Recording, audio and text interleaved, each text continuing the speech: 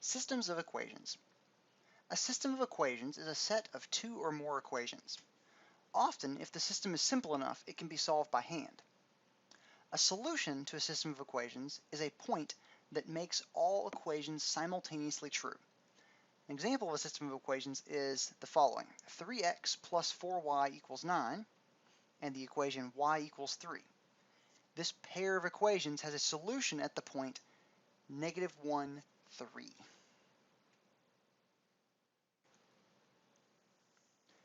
An example of how you might use a system of equations is the following. Write the system of equations for the following application. 3 foods of the following nutritional content per ounce. Now we are given 3 foods, food X, food Y, and food Z.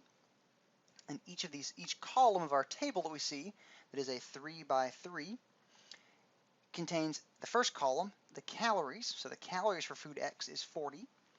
The calories for food Y is 200. The calories for food Z is 400. That was our first column. Our second column is protein in grams. So we have 5 grams of protein in food X, 2 grams of protein in food Y, and 4 grams of protein in food Z. And our last column is vitamin C in milligrams. So we have 30 milligrams of vitamin C in food X, 10 milligrams of vitamin C in food Y, and 300 milligrams of vitamin C in food Z.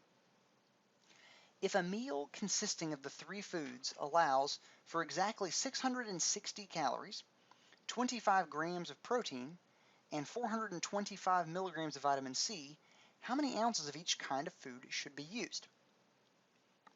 Using this information, we can build 3 equations, one equaling 660 for the total number of calories, one equaling 25 grams for the protein, and one equaling 425 milligrams for the vitamin C. These are respectively 40x plus 200y plus 400z equals 660. Those are all the values for calories. 5x plus 2y plus 4z equals 25. Those are all the values for the different foods of protein.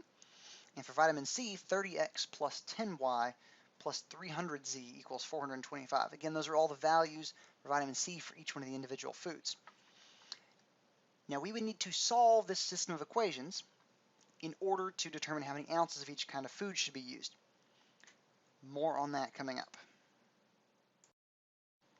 Motivation for matrices. The system of equations in the previous example can be solved by hand. However, we would prefer to be able to use technology to solve the system. To be able to use technology to solve the system of equations, we're going to introduce a mathematical structure called a matrix.